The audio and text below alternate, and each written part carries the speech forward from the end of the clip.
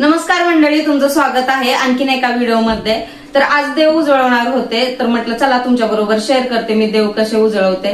पाठीमागे एक व्हिडिओ मी शेअर केला होता, तांबे पितळेची भांडी कशी साफ करायची। त्या व्हिडिओला कमेंट होती की तुम्ही पॅकेटचा फोटो किंवा पॅकेट दाखवा। त्या टायमिंगला माझ्याकडे ते नव्हतं, तर मी आता घेऊन आले होते। म्हटलं चला तुमच्या बरोबर मी शेअर करेन, तर ते पॅकेट कसं आहे ते दाखवते।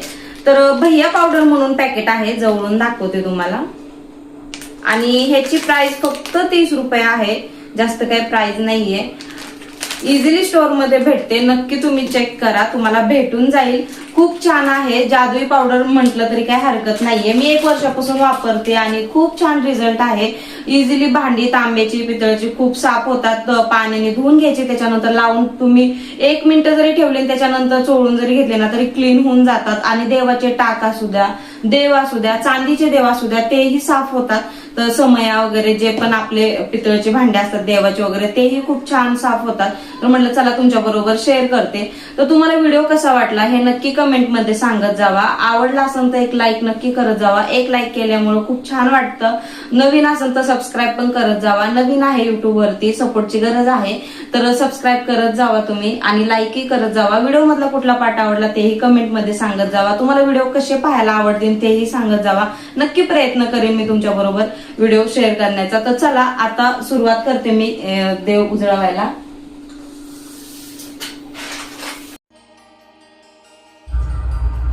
इथे पाण्याने धुवून घेत होते मी, कारण की देवांना पहिलं धुवून घ्यायचं पाण्याने आणि त्याच्यानंतरून मग पावडर लावायची।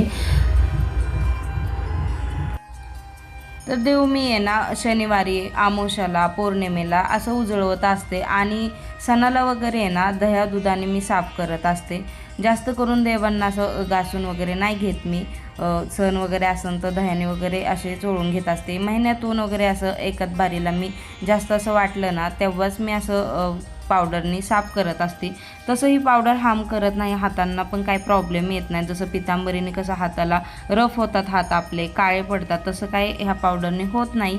त्यामुळे हार्मफुल तर नाही आहे, पण तरी पण मी नाही धुत, 1 महिन्याने असं धुत असते देवांना, की जेव्हा असे काळपट थोडेसे वाटायला लागले की मग क्लीन करून घेत असते। आणि आताही बघा तुम्ही पटकन मी करत होते। आता इथं मी फास्ट बिलकुल व्हिडिओ केलेला नव्हता, तरी पण पटपट आवरून घेत होते आणि लगेच निघत होते। जास्त मेहनत करायची अजिबात गरज पडत नाही। थोडीशी पावडर अशी लावली आणि चोळून घेतले की लगेच देव निघतात, स्वच्छ होतात एकदम। आणि छान आहे रिझल्ट पावडरचा, नक्की तुम्ही ट्राय करा। तुम्हाला वापरल्याच्या नंतरच समजेल की किती छान रिझल्ट आहे त्याचा। तर आता इथं देव वगैरे सगळे साफ करून घेते मी।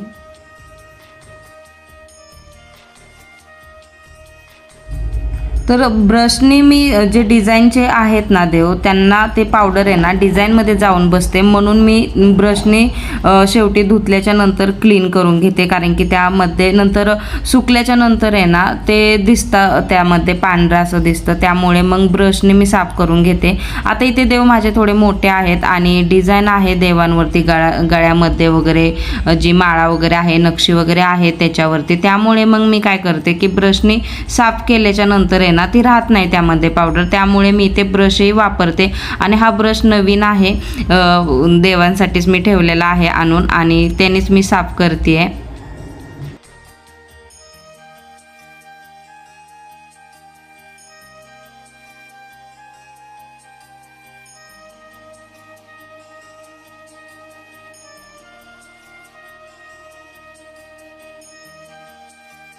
तर बघू शकता तुम्ही, खूप छान असे स्वच्छ झालेले आहेत देव आणि पटकन केलेले आहेत, जास्त वेळही नाही लावलेला।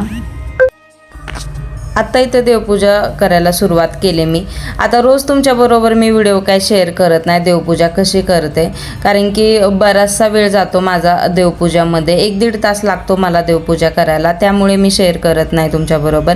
कारण की प्रत्येक देवाला वस्त्र वगैरे घालणं ह्याच्यामध्ये माझा बराचसा वेळ जातो, आणि प्रत्येक देवाला वस्त्र घालणं, त्यांना सजवणं, ह्या गोष्टी मला आवडतात। असं नाही की सण असल्यावर करते, मी रोज करत असते आणि आंघोळी देवांना रोज घालते, त्यामुळे मला 1-1.5 तास देवपूजेला लागतो आणि बाहेरचं आवरण्यासाठी पण मला 1 तासभर जातो. रांगोळी वगैरे काढणं, तुळशीची पूजा वगैरे करणं, त्यामध्ये बरंचसं काम असतं. बाहेरचं पण धुवून वगैरे रोज घेते, त्यामुळे मला वेळ जातो.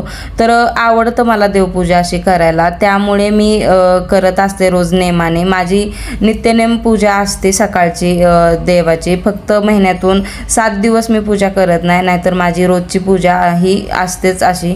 तर त्यामुळे मी तुमच्याबरोबर डिटेलमध्ये कधी शेअर केलं नाही. प्रत्येक व्हिडिओमध्ये तुम्हाला सकाळचं माझं रुटीन असंच पाहायला भेटतं की मी सकाळी उठल्याच्या नंतरून फुलं वगैरे तोडणं किंवा पूजा करणं, कारण की दिवसाची सुरुवातच माझी अशी काय होती.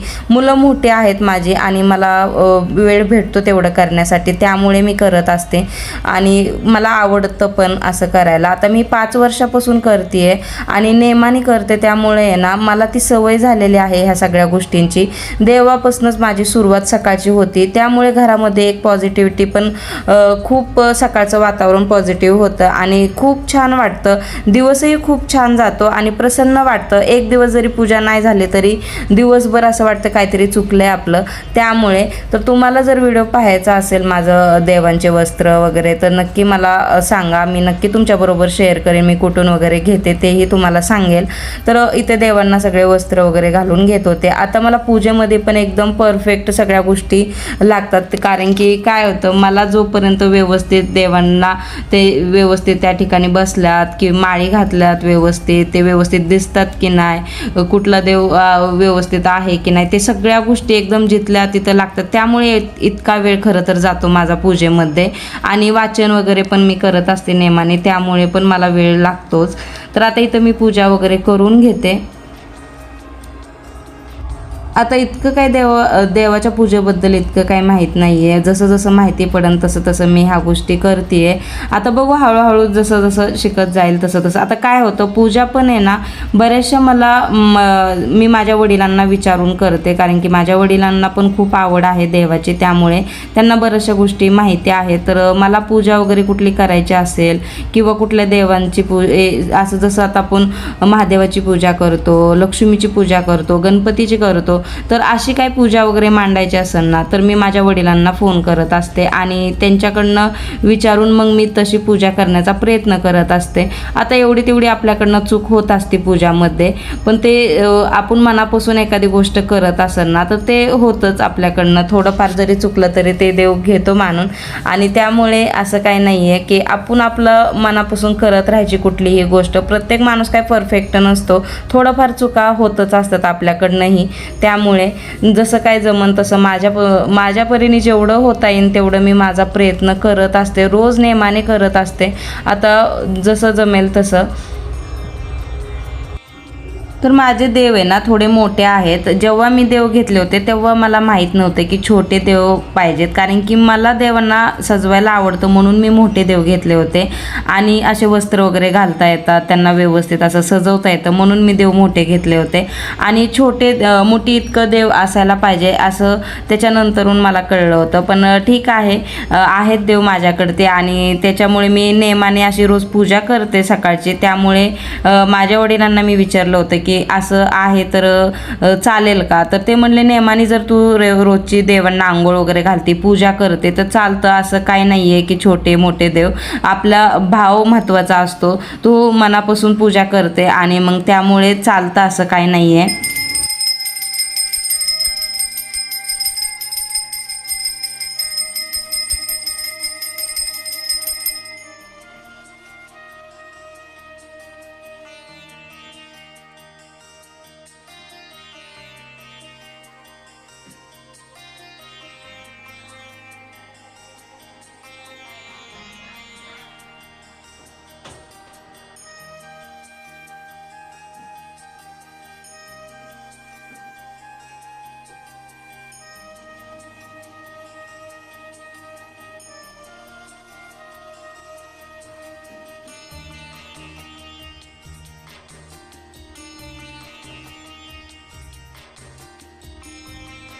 जास्वंदीची फुलं मी वाहिली होती देवांना, कारण की गार्डनमध्ये तेच राहिले होते, कारण की उन्हाने बाकीची फुलं सुकून गेली होती आणि जास्वंदीची फुलं छान होती त्यामुळे देवाला मी वाहिली येते.